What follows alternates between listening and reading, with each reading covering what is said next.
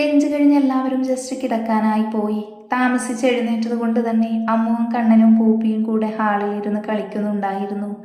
അവരെ നോക്കി അല്ലു ഹാളിലെ സോഫയിൽ കിടന്നു. വൈകുന്നേരം എല്ലാവരും ലോണിൽ ഒത്തുകൂടി. അന്നത്തെ ദിവസം അങ്ങനെ രസകരമായി കടന്നുപോയി. പിറ്റേ ദിവസം മുതൽ എല്ലാവരും കോളേജിലും ഓഫീസിലുമായി പോയി തുടങ്ങി. പക്ഷേ ഇത്തവണ പാറുവിന് കൂട്ട് പപ്പിയുണ്ടായിരുന്നു. മമ്മിയുടെ പൂപ്പി സങ്കടപ്പെടരുത്, കളിക്കാൻ കൂട്ടിന് ഗ്രാൻമയുണ്ടാവും. മമ്മിയും പപ്പയും പെട്ടെന്ന് വരാവേ, കുരുത്തക്കേടൊന്നും കാണിക്കരുത്, ഗ്രാൻമയെ കഷ്ടപ്പെടുത്തരുത് തുടങ്ങി 1000 കാര്യങ്ങൾ പൂപ്പിയോട് പറഞ്ഞിട്ട് അവനൊരു ഉമ്മയും കൊടുത്ത് ഇച്ചയിൽ നിന്നും തൻ്റെ പതിവ് ചുംബനവും വാങ്ങിയാണ് അമ്മു താഴേക്കിറങ്ങിയത്. കുഞ്ഞനുള്ളത് കൊണ്ട് തന്നെ അമ്മുവും കണ്ണനും അവനൊപ്പം ദേവിയും അല്ലവും ഒരുമിച്ചും ഇറങ്ങി. അമ്മുവിനെയൊക്കെ കാത്ത് വാരിയ സ്ട്രീം പുറത്തിൽ നിന്നിരുന്നു. അതുകൊണ്ട് തന്നെ കുഞ്ഞൻ ഇരുവരെയും ഒന്ന് നോക്കി കോളേജിലേക്ക് കയറി. പതിവ് പോലെ കേറ്റിയും ചേട്ടനെയും ടീമിനെയും കണ്ടെങ്കിലും നമ്മുടെ പിള്ളേർ മൈൻഡ് ചെയ്യാതെ പോയി. കാരണം ഈ കഴിഞ്ഞ ദിവസങ്ങൾ കൊണ്ട് തന്നെ അവരത്ര നല്ല ടീമല്ലെന്ന് മനസ്സിലാക്കിയിരുന്നു. ഒപ്പം അവരോടൊന്നിനും പോകരുതെന്ന് കുഞ്ഞൻ വിലക്കിയിരുന്നു.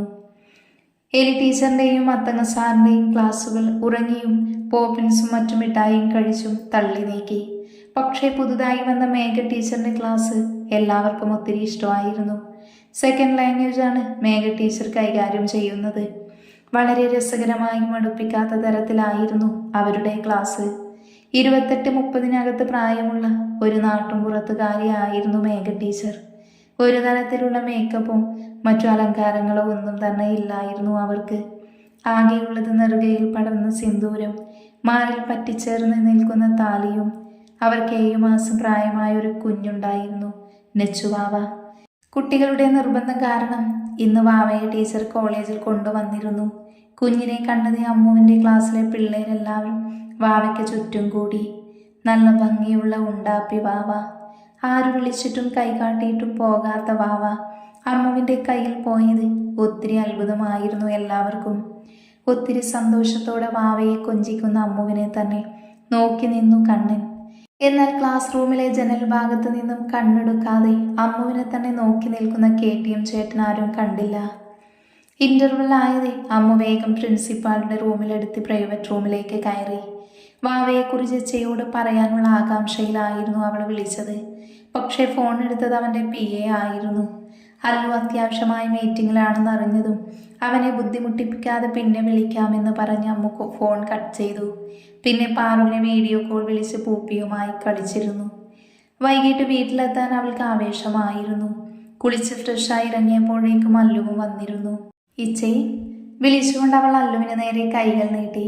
ഒരു ചിരിയോടെ അവൻ അവളെ എടുത്തുയർത്തി. അമ്മു അവൻ്റെ അരയിൽ കാലുകൾ പിണച്ചു വെച്ച് കൈകൾ കഴുത്തിൽ ചുറ്റിപ്പിടിച്ചു. ഇന്നുച്ചയ്ക്ക് എൻ്റെ കൊച്ചു വിളിച്ചിരുന്നല്ലേ? സോറി പൊന്ന, ഇച്ചൊരു അർജൻറ്റ് മീറ്റിങ്ങിലായിരുന്നു, അതാ കോൾ അറ്റൻഡ് ചെയ്യാഞ്ഞത്.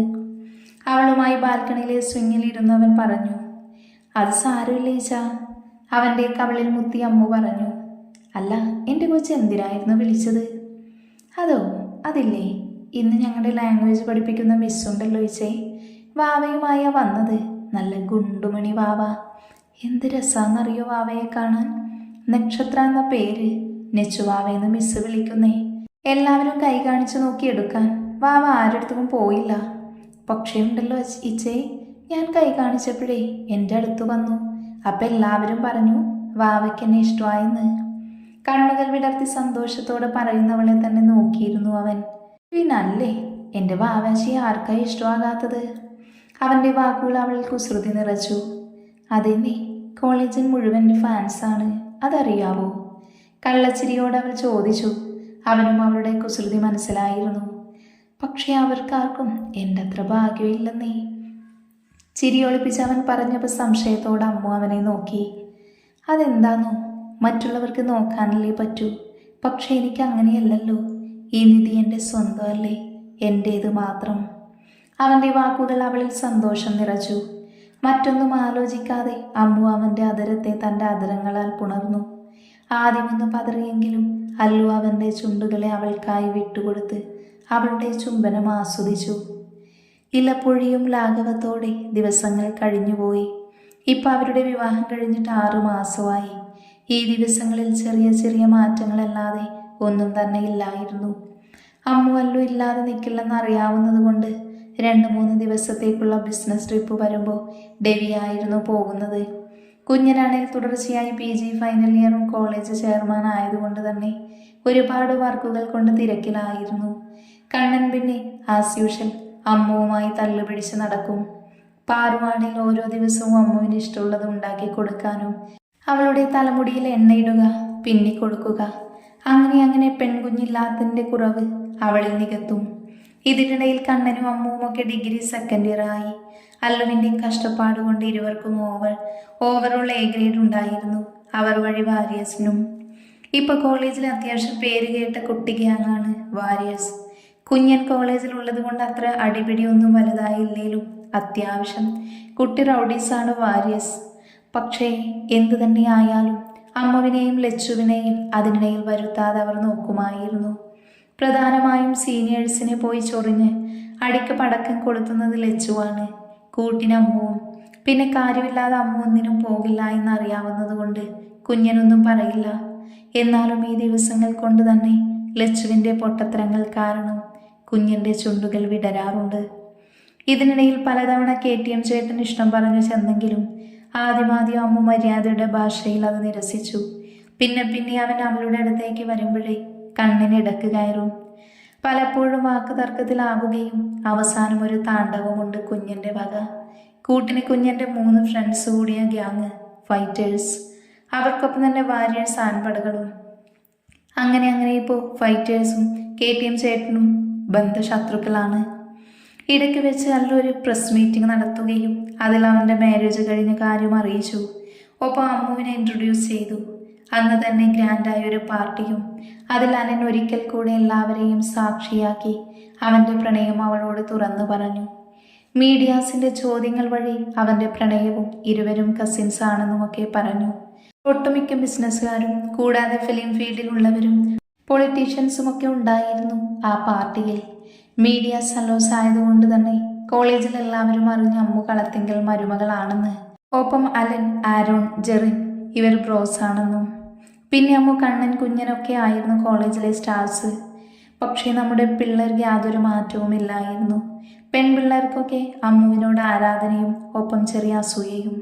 കാരണം അവരുടെ handsome hot dream boy Alan David അവളുടേത് മാത്രമാണെന്ന് കൊണ്ടായിരുന്നു. കുറച്ചു പേര് പിന്നെ കുഞ്ഞൻ്റെയും കണ്ണൻ്റെയും പിറകെയായി. ആ സമയം ദിയ അമ്മുവും കുഞ്ഞനുമായി ബന്ധമില്ലെന്നറിഞ്ഞ ആശ്വാസത്തിലായിരുന്നു. എന്തു തന്നെയായാലും ഓരോ ദിവസവും അന്നന്ന് നടക്കുന്ന ചെറിയ കാര്യങ്ങൾ ഒന്നില്ലാതെ അമ്മു അവളുടെ ഇച്ചയോട് പറഞ്ഞിരുന്നു. അത് പറയാതെ അവളുടെയോ കേൾക്കാതെ അവൻ്റെയോ ഒരു ദിവസം കഴിഞ്ഞു പോകില്ലായിരുന്നു. ഓരോ ദിവസവും അമ്മു അവളുടെ ഇച്ചയുടെ പ്രണയവും കരുതലും സ്നേഹവും വാത്സല്യവും ഒക്കെ ആഗോളം ആസ്വദിച്ചു. ഇടയ്ക്ക് ക്ലാസ്സില്ലാത്ത സമയം അമ്മു കൂടെ അല്ലുവിനൊപ്പം ഓഫീസിലേക്ക് പോകും. ആദ്യ ദിവസം അടങ്ങി ഒതുങ്ങി അവൻ്റെ കരവലയത്തിനുള്ളിൽ ഇരുന്നേലും അടുത്ത ദിവസം ബോറടിക്കുന്നെന്നും പറഞ്ഞ് പുറത്തേക്ക് ചാടി. പിന്നെ അവളെ കാണാതെ തിരക്കിന് ചെന്നാലൻ കാണുന്നത് എല്ലാവരെയും പിടിച്ചിരുത്തി കത്തിയടിക്കുന്ന അമ്മുവിനെയാണ്. ആദ്യം സ്റ്റാഫുകൾ ഒന്ന് പേടിച്ചെങ്കിലും അല്ലൂരി ചിരിയോട് അവളെ പൊക്കിയെടുത്തുകൊണ്ട് പോയി. പിന്നെ ഇടയ്ക്കിടയ്ക്ക് കണ്ണനും അമ്മുവും കുഞ്ഞനും അവിടെ വിസിറ്റേഴ്സായി. വലുപ്പ ചെറുപ്പം കാണിക്കാതെ സെക്യൂരിറ്റീസിനോട് പോലും അവൾ കമ്പനിയായി. അമ്മുവും കണ്ണനും കുഞ്ഞനും കൂടി ചേർന്ന അന്ന് പിന്നെ ഓഫീസിൽ ആർക്കും പണിയൊന്നും കാണില്ല. ഇടയ്ക്കൊരിക്കൽ ഓഫീസിൽ വെച്ച് തന്നെ കണ്ണനുമായി കളിച്ചു നടക്കുന്നതിനിടയിൽ അമ്മു ചെറുതായൊന്ന് വീണു. കാര്യമായ പരിക്കൊന്നുമില്ലേലും കൈമുട്ട് നന്നായി ഉരഞ്ഞു. ചെറുതായി രക്തം പൊടിഞ്ഞിരുന്നു. അമ്മുവിനെ അന്വേഷിച്ച് വന്ന അല്ലു അത് കണ്ട് ഒത്തിരി പേടിച്ചെങ്കിലും ഫസ്റ്റ് എയ്ഡൊക്കെ കഴിഞ്ഞ് കാര്യമായ ശകാരവും അവൻ്റെ ഭാഗത്തു നിന്നും ഉണ്ടായിരുന്നു. അതിൽ പിണങ്ങി അമ്മു മുഖവും വീർപ്പിച്ച് നേരെ ഡേവിഡിൻ്റെ ക്യാബിനിൽ പോയിരുന്നു. പിന്നെ 3 ഡയറി മിൽക്ക് നട്ട്സിലാണ് അല്ലു പിണക്കം സോൾവാക്കിയത്. അമ്മുവിൻ്റെ വാശി കാരണം ആഴ്ചയിൽ 3 ദിവസം ഒന്നെങ്കിൽ അവരെല്ലാം അമ്മുവിൻ്റെ വീട്ടിൽ പോകും. ഇല്ലേൽ കൃഷ്ണനും സുധയും ഇങ്ങോട്ട് വരും. ഇല്ലേൽ വീട് തിരിച്ചു വെക്കും കാന്താരി. പിന്നെ ഉള്ളത് പൂപ്പി. തുടക്കം അവൻ അമ്മുവിൻ്റെ ചെല്ലക്കുട്ടിയായിരുന്നേ. ഇപ്പൊ പൂപ്പിയാണ് വീട്ടിലെ താരം. അതിലുപരി എല്ലാവരും പോകുമ്പോൾ പാർവിന് കൂട്ടു പൂപ്പിയാണ്. വൈകുന്നേരം കോളേജ് കഴിഞ്ഞ് വന്ന കണ്ണനും അമ്മുവും പൂപ്പിയും കൂടെ ലോണിലും ബോളുകളിയും ബഹളവുമൊക്കെയാണ്. അവരെ നോക്കി ബെഞ്ചിലായി ബാക്കിയുള്ളവരും കാണും. പക്ഷേ ഡെവിയുടെ കഞ്ഞിയിലെ പാറ്റയാണ് പൂപ്പി. ഡെവിയപ്പോൾ പാറുവായി നിന്നാലും എവിടുന്നെങ്കിലും പൂപ്പി ഓടി വരും. എന്നിരുന്നാലും രാത്രി അലൻ്റെയും അമ്മുവിൻ്റെയും കൂടെ ഫ്ലോർ ബെഡിലെ അവർ കിടക്കും. അതുപോലെ രാവിലെ അലൻ വർക്കൗട്ട് ചെയ്യാൻ നേരമാവുമ്പോൾ എഴുന്നേറ്റ് അവനൊപ്പം നിൽക്കും.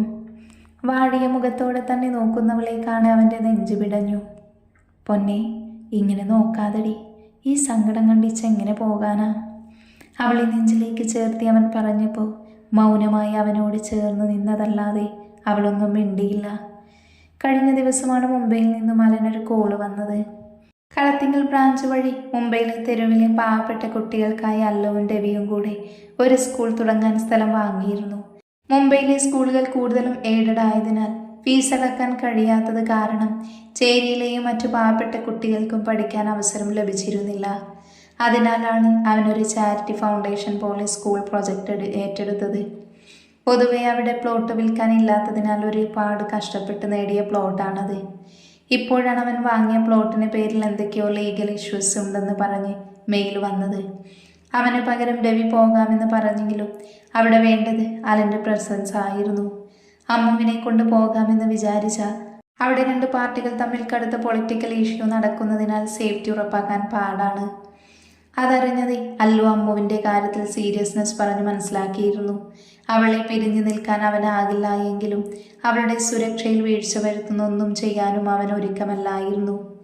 പതിവ് ചുംബനം നൽകി അവളെ സമാധാനിപ്പിച്ച് യാത്രയാവുമ്പോൾ അവളോ അറിഞ്ഞിരുന്നില്ല ഒരു ചെറിയ ഇടവേളയുള്ള വിരഹത്തിലേക്കാണ് അവൻ്റെ യാത്രയെന്ന്. അല്ലു മുംബൈയിൽ പോയിട്ട് ഇന്നേക്ക് 3 ദിവസമായി. ആദ്യ ദിവസം ഒരു മീറ്റിംഗ് കഴിഞ്ഞു. ഇനി 4ാം നാൾ ഒരു കോൺഫറൻസ് കൂടെയുണ്ട്. അത് കഴിഞ്ഞാൽ മാത്രമേ സ്കൂൾ വർക്ക് സ്റ്റാർട്ട് ചെയ്യാൻ പറ്റൂ. അല്ലു ഇല്ലാത്തത് കൊണ്ട് സുധയും കൃഷ്ണനും കൂടെ വരാമെന്ന് പറഞ്ഞെങ്കിലും അമ്മ വേണ്ടെന്ന് പറഞ്ഞു. കാരണം ഇപ്പോൾ വയലിൽ വിത്ത് നിരക്കുന്ന സമയമായതുകൊണ്ട് ഇരുവർക്കും അത്യാവശ്യം തിരക്കുള്ള സമയമാണ്. പിന്നെ രവിയും പാറുവും അമ്മു ഓക്കെയാണെന്ന് പറഞ്ഞുകൊണ്ട് അവർ വന്നില്ല. എത്രയൊക്കെ പറഞ്ഞാലും അല്ലു ഇല്ലാത്തതിൻ്റെ സങ്കടം അവളിൽ നിറഞ്ഞു നിന്നിരുന്നു. വീഡിയോ കോളുകൾ വഴി വാടിയ മുഖത്തോടെ തന്നെ നോക്കി കിടക്കുന്ന അമ്മുവിനെ അല്ലുവും ഉള്ളിലടക്കിയ വേദനയോടെ നോക്കി. പിന്നെ ഇരുവരുടെയും ആശ്വാസം പൂപ്പിയാണ്. ഒരു നേരം അവൻ അമ്മുവിനെ വെറുതെ ഇരിക്കാൻ വിടില്ല. പിന്നെ കണ്ണനും അവളുമായി തല്ലുപിടിച്ച് ഒരുവിധം സങ്കടം മാറ്റിയിരുന്നത്. അല്ലു പോയതിൽ ആദ്യ ദിവസം അമ്മു രവിക്കും പാർവിനും ഒപ്പമായിരുന്നു കിടന്നത്. ഒറ്റയ്ക്ക് കിടക്കാമെന്ന് അവൾ പറഞ്ഞതെങ്കിലും ഇരുവരും സമ്മതിച്ചില്ല. പാർവിൻ്റെയും രവിയുടെയും നടുക്കായി അവരുടെ കരവലയത്തിനുള്ളിൽ കിടന്ന് അല്ലുവിനെ വീഡിയോ കോളിൽ കണ്ടുകൊണ്ടാണ് അവൾ ഉറങ്ങിയത്. അവനും. അടുത്ത ദിവസം അമ്മു കണ്ണനും കുഞ്ഞനും ഒപ്പമാണ് കിടന്നത്. കൂട്ടിന് പപ്പിയും പിന്നാൽ 4 കൂടെ ബെഡിൽ കിടന്ന് കുത്തിമറിഞ്ഞും പില്ലോ വെച്ച് തല്ലുകൂടിയും കളിച്ച് ക്ഷീണിച്ച് അവസാനം വല്യേട്ടൻ്റെ കരുതലോടെ കുഞ്ഞിനിരുവരെയും പൊതിഞ്ഞു പിടിച്ച് കിടന്നു. വീഡിയോകൾ വഴി 3 പേരെ നോക്കി ചിരിയോട് അല്ലുവും. അല്ലു വാങ്ങിയ പ്ലോട്ടിന് പേരിൽ കേസ് ഫയൽ ചെയ്ത എബ്രഹാം ആണെന്ന് അവൻ അറിഞ്ഞു. എന്നാൽ ഫസ്റ്റ് മീറ്റിംഗിൽ അവൻ വന്നില്ല എന്നതും അവനിൽ സംശയം നിറച്ചു. ലാസ്റ്റ് കോൺഫറൻസിൽ രവി കൂടെ വേണമായിരുന്നു. അതുകൊണ്ട് തന്നെ അല്ലു പോയി 3ാം ദിവസം വൈകിട്ട് രവി മുംബൈയിലേക്ക് തിരിച്ചു. ഈ 3 ദിവസവും അമ്മുവും കണ്ണനും കോളേജിൽ പോകാതെ മടിച്ചിരുന്നു. പാർവോ ഡെവിയോ എന്തേലും പറഞ്ഞാൽ അമ്മുവിൻ്റെ കൊഞ്ചൽ ഫ്ലാറ്റ്. ഇച്ചായൻ പിന്നെ പണ്ടേ വീണു പോയതുകൊണ്ട് അതും സോൾവ്. ഇന്ന് ലാസ്റ്റ് കോൺഫറൻസ് ആണ്. കളത്തിങ്കൽ കൂടാതെ 14 ഗ്രൂപ്പ് അതേ പ്ലോട്ട് ടെൻഡർ പിടിക്കാനുണ്ട്. മോർണിംഗ് 10:30, 12:30 ഫൈനൽ, 1 മണി 3:30 വരെ ടൈം. അല്ലു ആദ്യം തന്നെ നൈറ്റ് 7:15 ഫ്ലൈറ്റ് ടിക്കറ്റ് എടുത്തിരുന്നു. കാരണം ഇനി ഒരു രാത്രി കൂടെ തൻ്റെ പൊന്നിയെ കാണാതെ അവന് കഴിയില്ലായിരുന്നു. രാവിലെ എഴുന്നേറ്റപ്പോൾ തന്നെ അമ്മുടെ എള്ളായിരുന്നു. കാരണം എന്തെന്ന് അവൾക്ക് തന്നെ അറിയില്ല. അമ്മുവിനും കണ്ണനും ഇന്ന് കുറച്ച് പേപ്പേഴ്സ് കൊടുക്കാൻ കോളേജിൽ പോവണം. കുഞ്ഞൻ കോളേജ് ഫ്രഷേഴ്സ് ഡേ ആയതിനാൽ അതിൻ്റെ തിരക്കിലാണ്. രാവിലെ 7:30 കഴിഞ്ഞപ്പോൾ അലൻ്റെ കോൾ അവളെ തേടിയെത്തിയിരുന്നു. പക്ഷേ കാരണം ഏതും കൂടാതെ അവളുടെ കണ്ണുകൾ കലങ്ങി. അവനും അവളുടെ നിറഞ്ഞ മിഴികൾ വേദന തോന്നിയെങ്കിലും ഇനി കുറച്ച് മണിക്കൂറുകൾ മാത്രമേ ഇരുവരുടെയും കൂടിക്കാഴ്ചയ്ക്കായുള്ളൂ എന്ന് ആശ്വസിച്ച് സമാധാനിച്ചു. ഒരുപാട് നേരം അവളോട് സംസാരിച്ച് ഒന്ന് ഓക്കെയാക്കി അവൻ്റെ ശബ്ദം കേട്ടപ്പോഴേ തുള്ളി തെറിച്ചു വന്ന പൂപ്പിയുമായി കൊഞ്ചി സംസാരിച്ചിട്ടാണ് ഫോൺ അവൻ വെച്ചത്. രാവിലെ തന്നെ അല്ലുവിനെയും കുഞ്ഞിനെയും പതപ്പിച്ച് അനുവാദം വാങ്ങിയിരുന്നു. ആദ്യം കണ്ണനും അവർക്ക് പിറകെ സെക്യൂരിറ്റി എന്ന പേരിൽ സ്റ്റീഫനും ഗ്യാങ്ങും ഇറങ്ങി. മുംബൈയിലെ ഫ്ലാറ്റിൽ ബാൽക്കണിയിലിരിക്കുവാണ് അല്ലു. കൂടെ രവിയും. അല്ലു, എന്താടാ, എന്താ നിനക്ക് പറ്റിയേ? അറിയില്ല പപ്പ, വല്ലാത്തൊരു അസ്വസ്ഥത പോലെ, എന്തോ നെഗറ്റീവ് ഫീല്. നെറ്റിയിൽ തടവി അവൻ മറുപടി പറഞ്ഞു. ഒന്നുമില്ലടാ, റെസ്റ്റ് ഇല്ലാത്ത വർക്കല്ലായിരുന്നു, അതിൻ്റെ ക്ഷീണമാണ്. ഇന്നും കൂടെ തന്നെയല്ലേ ഉള്ളൂ. നമ്മളിന്ന് ചെല്ലുമെന്ന് ആ കുറുമ്പി പെണ്ണിനെ അറിയില്ല. രാവിലെ മുതൽക്കേ നനഞ്ഞ കോഴിയെ പോലെ നടക്കുവാണെന്നാ പാറു പറഞ്ഞത്. ചിരിയോടെ രവി പറയുമ്പോൾ അല്ലുവിൻ്റെ ഉള്ളിൽ അവൻ്റെ കുറുമ്പി പെണ്ണിൻ്റെ മുഖം തെളിഞ്ഞു. അത് മതിയായിരുന്നു അവൻ്റെ മുഖം വിടരാൻ.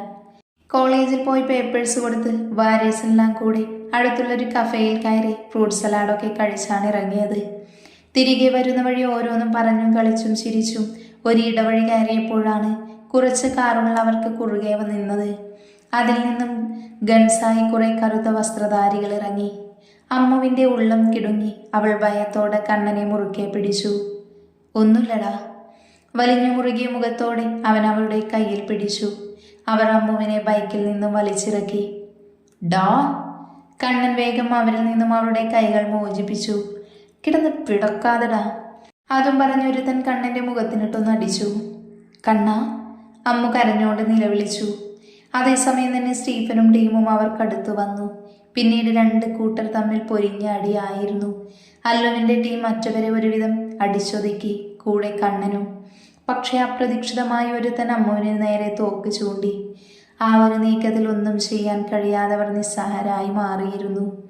തോക്ക് ചൂണ്ടി നിൽക്കുന്നവനെ അടിച്ചു കൊല്ലാൻ കണ്ണന് തോന്നിയെങ്കിലും അമ്മുവിനെ പരീക്ഷണത്തിൽ വെച്ച് ചെറുവിരൽ അനക്കാൻ പോലും അവന് കഴിയില്ലായിരുന്നു. പെട്ടെന്ന് തന്നെ അമ്മുവിനെ അവർ കാറിലേക്ക് കയറ്റി അവിടെ നിന്നും പാഞ്ഞു. അവർക്ക് പിറകെ കണ്ണനും അവന് പിറകിൽ സ്റ്റീഫനും. കൂടുതൽ റിസ്ക് എടുക്കാൻ കഴിയാത്തതുകൊണ്ട് സ്റ്റീഫൻ അല്ലുവിനെ വിളിച്ചു. പക്ഷേ മീറ്റിങ്ങിലായതുകൊണ്ട് തന്നെ അവൻ കോള് കണ്ടില്ല. പിന്നെ സ്റ്റീഫൻ വിളിച്ചത് കുഞ്ഞനെയാണ്. മത്തായി സിസ്റ്റർ ക്ലാസ്സിൽ ഉറക്കം തൂങ്ങിയിരിക്കുവാണ് കുഞ്ഞനും ഗ്യാങ്ങും. പോക്കറ്റിലിട്ടിരുന്ന ഫോൺ വൈബ്രേഷൻ ആയതും അറിഞ്ഞവൻ ഫോൺ നോക്കി. സാർ നോക്കുന്നത് കൊണ്ട് അവൻ ഫോൺ എടുക്കാൻ നിൽക്കാതെ ക്ലാസ്സിൽ ശ്രദ്ധിച്ചു. തുടരെ തുടരെ വൈബ്രേറ്റ് ചെയ്യുന്നതറിഞ്ഞ് സാറിൻ്റെ പെർമിഷൻ വാങ്ങി പുറത്തേക്ക് ഇറങ്ങി അവൻ ഫോൺ എടുത്തു. സ്ക്രീനിൽ തെളിഞ്ഞ സ്റ്റീഫൻ എന്ന പേര് അവനിൽ സംശയമുണർത്തി. കാരണം എന്തുണ്ടെങ്കിലും സ്റ്റീഫൻ അല്ലുവിനെ മാത്രമേ കോണ്ടാക്ട് ചെയ്യാറുള്ളൂ.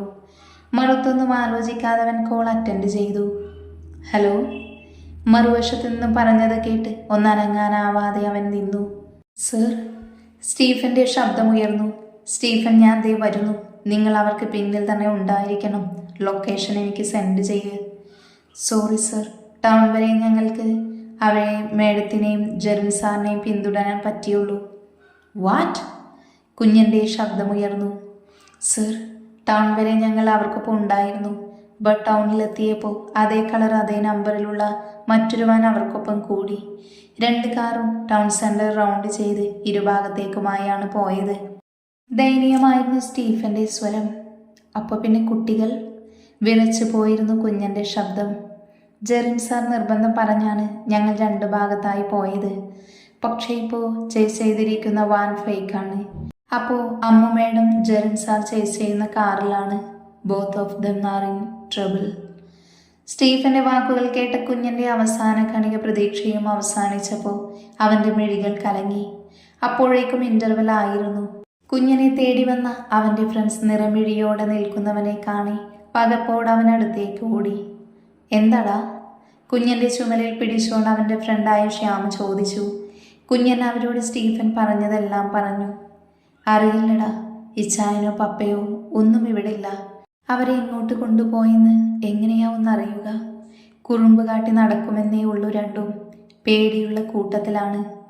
കണ്ണു തുടച്ചുകൊണ്ട് കുഞ്ഞൻ പറഞ്ഞപ്പോൾ ശ്യാമും രോഹിതും പരസ്പരം നോക്കി. ഡാ, നീ കണ്ണൻ്റെ ഫോണാണോ എന്ന് നോക്കിയേ? എന്തോ ആലോചിച്ചെന്ന പോലെ രോഹിത് പറഞ്ഞു. രോഹിത്തിനെ ഒന്ന് നോക്കി കുഞ്ഞൻ കണ്ണൻ്റെ ഫോണിലേക്ക് ഡയൽ ചെയ്തു. അവൻ്റെ നമ്പർ വിളിച്ചപ്പോൾ സ്വിച്ച് ഓഫ് എന്നാണ് കേട്ടത്.